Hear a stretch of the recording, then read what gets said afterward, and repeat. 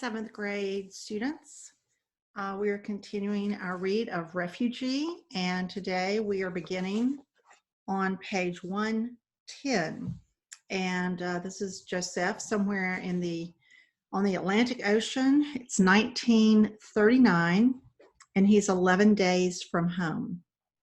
Joseph's mother grabbed for his father's flailing arms, but Aaron Landau was too strong for her, thin as he was. No, no, they're coming for us, he said, his eyes frantic. The ship is slowing down. Can't you feel it? We're slowing so they can turn us around, take us back to Germany. Joseph's father pulled his arm away and knocked over a lamp. It fell to the floor with a crash, and the light went out. Joseph, help me, his mother begged. Joseph pulled himself away from the wall and tried to grab one of his father's arms while his mother went for the other.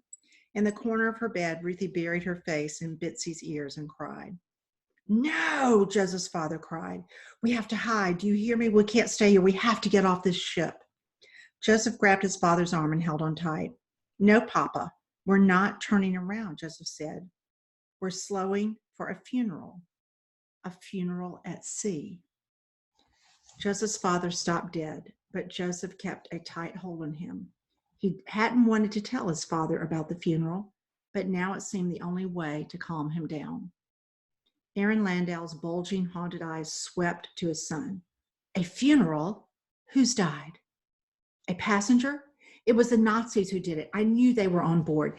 They're after us all. He began to thrash again, more panicked than before.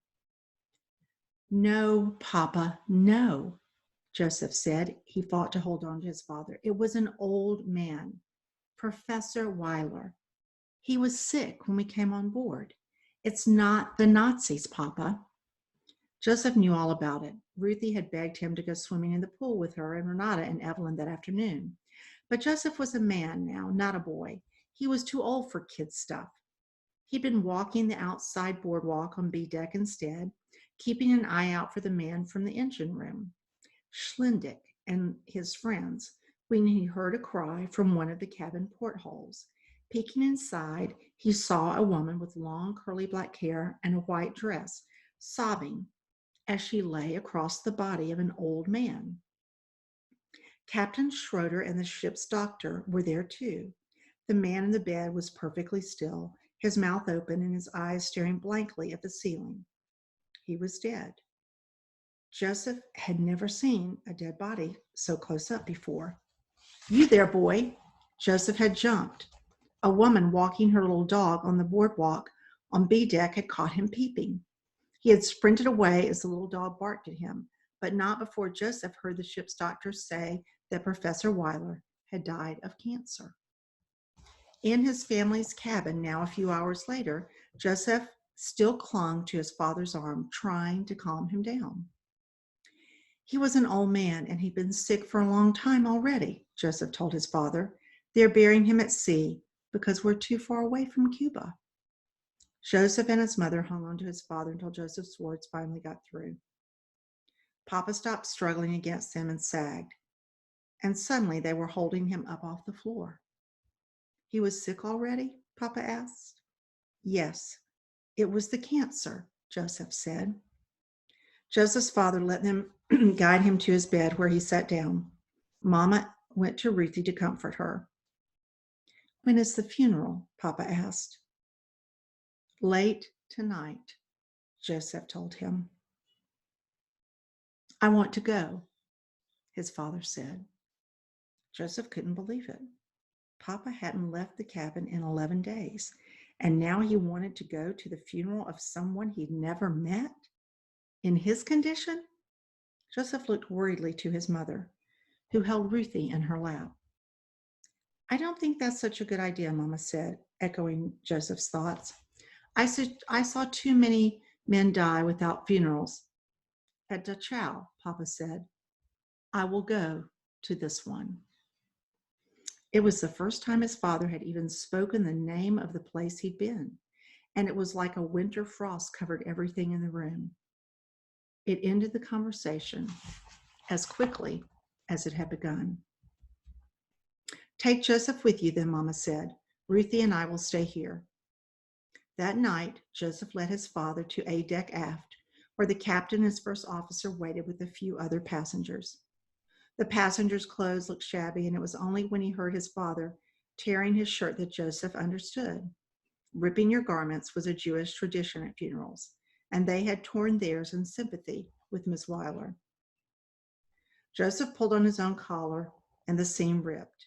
His father nodded, then led him to the sandbox by the pool and had him take a handful of sand. Joseph didn't understand, but he did as he was told. The elevator to A deck arrived, and Miss Weiler emerged first, a candle in hand. Behind her came the rabbi and 4 sailors who carried Professor Weiler's body on a stretcher. He was bound up tight in a white sailcloth like an Egyptian pharaoh. Hold on there, the man from below decks. Schindike pushed through the small crowd with 2 fellow crew members. I'm Otto Schindike, the Nazi party leader on the ship, he said. And German law says that a body buried at sea must be covered with the national flag. Schindike unfurled the red and white Nazi flag with the black swastika in the middle, and the passengers gasped. Papa pushed his way forward. Never, do you hear me? Never. It's a sacrilege. He was shaking worse than ever. Joseph had ever seen his father this angry, and he was frightened for him. Schindike wasn't the kind of man you wanted to mess with. Joseph grabbed his father's arm and tried to pull him away. Papa spat at the feet of Schindike. This is what I think of you and your flag. Schindike and his men surged forward to avenge the insult, but Captain Schroeder quickly intervened. Stop this. Stop this at once, steward, Captain Schroeder commanded. Schindike addressed his captain, but never took his eyes off Joseph's father. It's German law, and I see no reason for an exception to be made in this case. And I do, Captain Schroeder said. Now take that flag and leave here, Mr. Schindike, or I will relieve you of duty and have you confined to quarters. The steward held Papa's gaze for a long moment more. His eyes shifted to Joseph, giving him goosebumps, and then Schindike turned and stormed away. Joseph's chest heaved like he'd been running a marathon. He was so wound up, he was quivering worse than his father. Sand slipped from his shaking fist. The captain apologized profusely for the disturbance, and the funeral continued. The rabbi said a short prayer in Hebrew, and the sailors slid the body of Professor Weiler over the side of the ship. After a moment, there was a quiet splash, and the mourners said together, Remember, God, that we are of dust. One by one, they stepped to the rail where they released handfuls of sand, the sand Joseph's father had told him to take from the sandbox. Joseph joined his father at the rail, and they scattered their sand in the sea. Captain Schroeder and his first officer put their caps back on and saluted. They touched the brims of their hats, Joseph noticed, instead of giving the Hitler salute. Without words, the funeral service broke up. Joseph expected his father to return to their cabin right away, but instead he lingered at the rail, staring down into the dark waters of the Atlantic.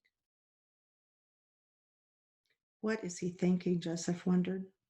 What happened to him at Dachau that he's now a ghost of the man he once was? At least he didn't have to be buried in the hell of the Third Reich, his father said. The ship rumbled softly, and Joseph knew the captain had restarted the engines. They were on their way to Cuba again. But how much time had they lost? Let's read a few more pages. We're on page 86, Isabel. The Straits of Florida, somewhere north of Cuba, 1994, one day from home. The tanker emerged from the darkness like some giant leviathan come to swallow them. It stood at least 7 stories tall out of the water and was so wide it filled the horizon. Its pointed bow sent huge waves slooshing away, and 2 massive anchors stood out from the sides like the horns on a monster. Isabel quailed in fear. It was straight out of a nightmare. A ship, Leto yelled. We've drifted into the shipping lanes. But by now, everyone had seen it. The rumble of the ship's massive engines had awakened Mamie and Senora Castillo, and everyone was scrambling around in the boat in a panic, making it rock dangerously. "It's coming right for us," Amara screamed. Isabel climbed over Ivan, trying to get as far away from the tanker as she could. She slipped and fell with a splash into the bottom of the boat. "Everybody settle down," Senora Castillo cried, but no one was listening. "We have to get the engine started," Poppy cried. He yanked frantically on the starter chain, barely giving the engine time to cough and die before he yanked on it again. "Don't! You'll flood it, and it'll never start," Louis said, trying to wrestle the chain from him. "Where are the matches?" Lito cried. "We have to start a fire. They can't see us in the dark." "Here," said Ivan. He lifted a matchbox from the styrofoam carton that held the few emergency supplies they'd brought. "No," Poppy yelled. He lunged for Ivan's outstretched hand, and together they fell against the side of the boat, tipping it.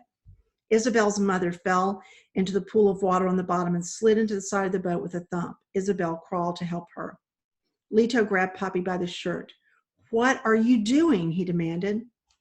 Poppy held the matchbox out of Lito's reach.